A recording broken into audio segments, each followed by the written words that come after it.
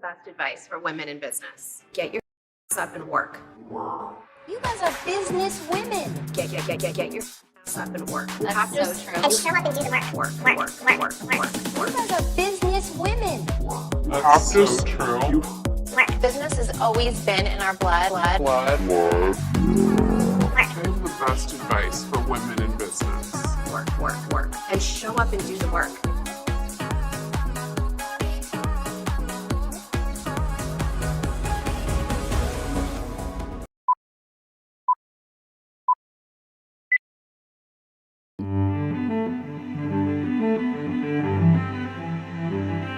In July of 2013, Fox Network decided to broadcast Kris Jenner's new talk show, Kris, also known as Kris Jenner Show. The show was announced to appear shortly after a barrage of Kardashian family-related stories clogged the internet pages. While the Kardashians are no strangers to publicity, it was definitely unusual during that time, the sheer amount of stories that had come out. Coincidentally, around the same time, Kris Jenner was coming out with a talk show, and it's rumored that Kris's secret skill set is her ability to drum up publicity in this manner and work with a lot of media outlets to get Kardashian stories published. Reporter Holly McKay was one of the people that noted how unusual the amount of publicity that the Kardashian family was getting was at that time. On certain websites, almost every article was about the Kardashians. All these various stories all leaked a week before the show. One industry insider told Fox 411's Pop-Tarts column, "It's a carefully crafted attempt to make sure that all of these items are left unanswered, so that people tune in on Monday to see what's going on." Kris even hinted that Kanye West and Kim Kardashian's first daughter, North West, would be shown on the talk show for the very first time. Hi, I'm Kris Jenner, and I'm a mom with a pretty active family. When we're all just hanging out, that's my favorite time. Lots of laughs, great conversation, and I thought that would make for a great talk show. So, Kris premieres July 15th. You're in for a good time. Kris Jenner gained a lot of industry insider connections, which she made sure to utilize through carefully constructed publicity that sort of benefits both parties. If you go to paparazzi with an interesting story, it benefits them to be able to break that story. Yet also you get to control the narrative of your family and how they're being perceived by the public and when their stories are leaked. Kris premiered on July 15th, 2013 on Fox. Ladies and gentlemen, Kris Jenner!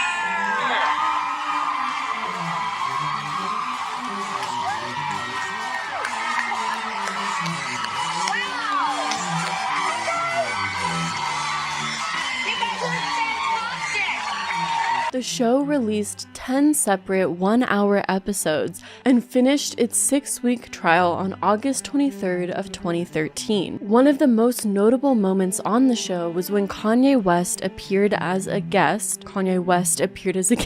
where he, for the very first time, released photos of himself and Kim Kardashian's daughter, North West. And I think to just, stop all of the noise and That would be a good idea. Yeah, I thought it would be really cool, on, her grandmother's season finale to.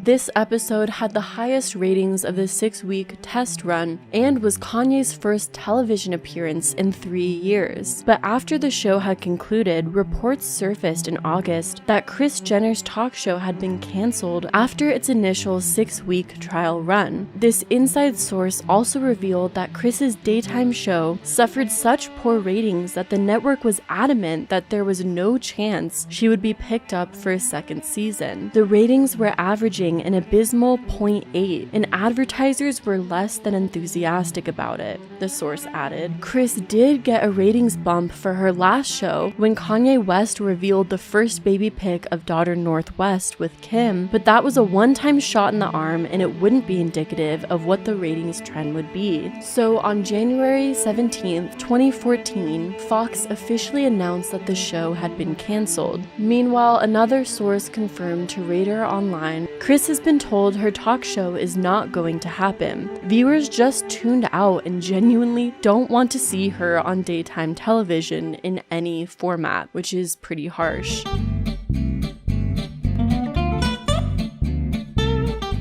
Something I never knew or even imagined was a thing is that Kylie Jenner and Kendall Jenner actually wrote a sci-fi novel, believe it or not. Wrote, if you know what I mean.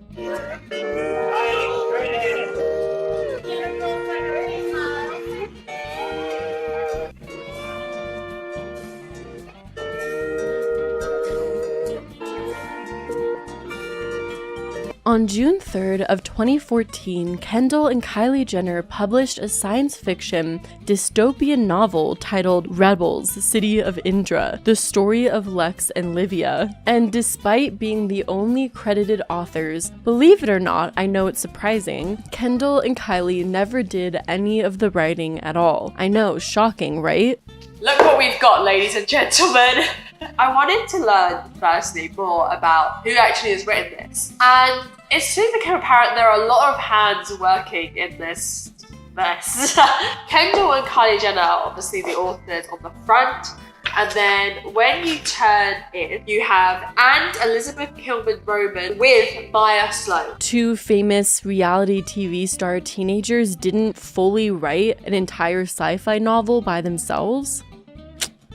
Who would have ever thought? The book was written entirely by a ghostwriter named Maya Sloan. Upon release of the book, customer reviews on Amazon give the book a rating average of 3.9 out of 5 stars. However, despite the Jenners' popularity and influence, the book did not receive the attention it hoped and resulted in less than impressive book sales. According to data from the Nielsen book scan obtained by Radar Online, the sci-fi novel has sold a mere 13,000 copies since its release. In comparison, fellow reality star Lauren Conrad's 2 novels sold close to 500,000 copies about a year after publication. Despite Kendall and Kylie having done promotions and book signings in LA and New York, this is your book. You just decide, this is what you guys do. The Kardashians, the Jenners, they go, I want to do something, and you just go out and you just do it. You go out, you want to write a book, and you do it. One Life to Live, why not? Yeah, exactly. I'm going to do a cameo on One Life to Live. Again, we're really close things. Is that show still on? I don't know. And even talking about the book on the talk show The Talk in June of 2014. Just thought of a movie idea, and then we were like, why not put it into a book? We love action. We love stuff like that. What kind of movies do you like? We're really into everything, but we just had thought of something that would be fun for us to write, and something different, something that someone wouldn't expect from us. So. Obviously, Kris Jenner saw dollar sign, and in another interview, this isn't specifically about this book, it's about the sequel. It's a series of little short videos they've done on both Kylie and Kendall's YouTube channels. And it becomes clear to me that at least Kylie made an effort to know what this book is about, because she'll say things to Kendall that are key to the plot or about these characters, and Kendall will have no idea what she's talking about and have to pretend like she did know what she was talking about. Olivia, because Olivia's she has heightened senses. She can tell when people are coming in around her. Okay. Despite the poor reviews, the sisters came out with a sequel to this book, which received better ratings but seemed to do even worse commercially. So I think it's safe to say that the sisters' endeavors as writers just never really panned out. The Kardashian family opened Kardashian Chaos at the Mirage Hotel and Casino in November of 2011. Felix Rappaport, president and COO of the Mirage, said, "It's hard to think of a brand that embodies fun, energy, and excitement better than the Kardashian brand." This store, which fashioned itself as a celebrity lifestyle boutique, sold a collection of Kardashian souvenirs, including keychains, water bottles, and other novelty items. An entire store dedicated to just basically Kardashian merchandise at a casino. Sounds like a good business plan. The website for the store stated, "The Kardashian Chaos online store includes specialty, made-to-order gifts, apparel, exclusive souvenirs, and lots of fun one-of-a-kind items. Enjoy shopping." The entire Kardashian family joined together at the Mirage Casino and Hotel for the grand opening of Kardashian Chaos. So here's some of our Nicole My OPA polish, and this is my favorite color. It's called Follow Me on Twitter. My favorite color. Let me see. My favorite color is Khloe Had a Little Lamb Lamb. It's like a deep army green color. It's pretty bad. I love Follow Me on Twitter. Let's see. I know by the names. That's mine. Disco Dolls. That's Khloe's. This white one is mine. It's all about the glam. With so many pop colors.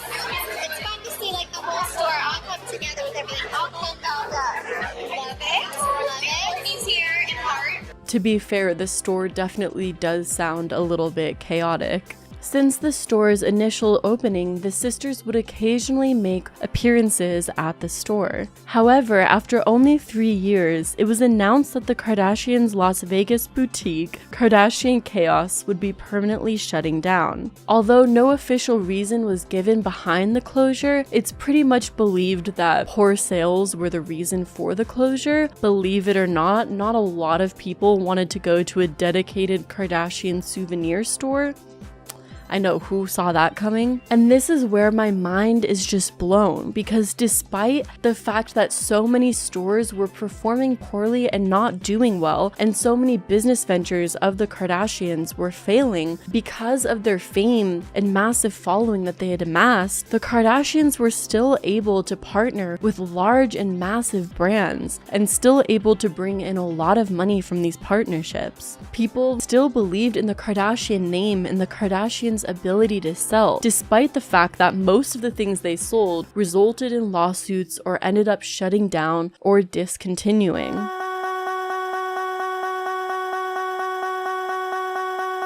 Kardashian Collection was a fashion line by the Kardashian sisters, Kourtney, Kim, and Khloe, launched in 2011. The Kardashian Collection included everything from accessories to shoes, denim, swimwear, clothing, intimates, and home lines stored at Sears. And initially, it looked like this clothing line was actually doing really well and pulling in great sales numbers. And it seemed that the clothing line stood a chance to compete with other major retailers. The best part of tonight is just seeing our dream really come to reality. I mean, we've planned this for so long, and just even being out there and seeing the backdrop with our name and our logo. I mean, this is what we've really dreamed of our whole lives. Just knowing that our pre-sale sold out, that was like so exciting to us. That's like what, we've always, you hope that for the line, but you don't really think it's going to happen. So we were just like, oh my God, it all sold out. We couldn't believe it. We've been holding out for so long, so we wanted a line that's for our fans, something that we're not sacrificing quality and fabrics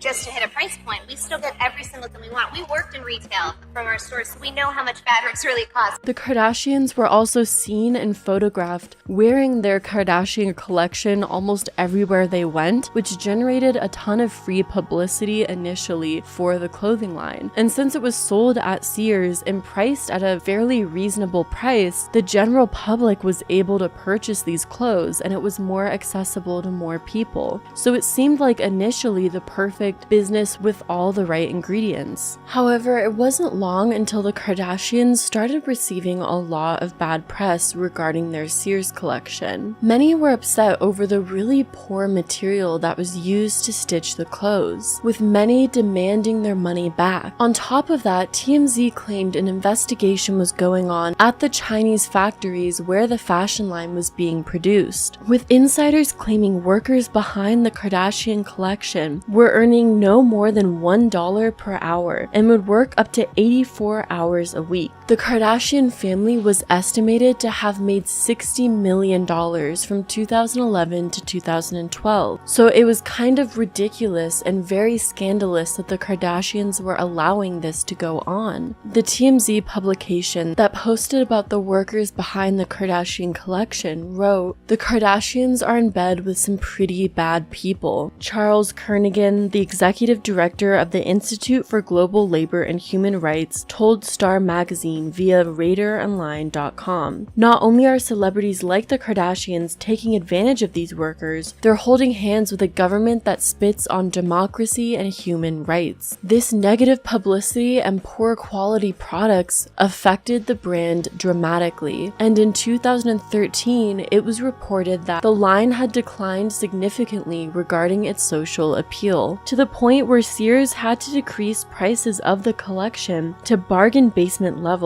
with some items as low as $8 and $9. Then in May 2015, Sears announced that it parted ways with the Kardashians, and all the remaining clothes of the Kardashian collection were sold at discount prices for the rest of the year. Despite the bad press and customer feedback, the cheaply made clothing line still made the Kardashians a lot of money, until its eventual implosion. In early 2020, the New York Times conducted an interview with Kim Kardashian where she spoke about Kardashian collection and the Kardashians' clothing partnership with Sears. Kim told the New York Times that she and her sisters received a 6% cut of proceeds from the product in that deal. However, the three sisters split that amount, giving them each just a 2% cut, and that was still before they each had to pay 15% of their take to their agents and an additional 10% to their mother/manager, Kris Jenner. Kim also explained that they were flying from city to city, country to country to promote the line, yet had little to no control over the quality of the products. Basically saying that the poor quality and working conditions of those producing the line was not the Kardashians' responsibility, which I could definitely see both ways. If you're the face behind a brand, you definitely have some responsibility there in ensuring that your line is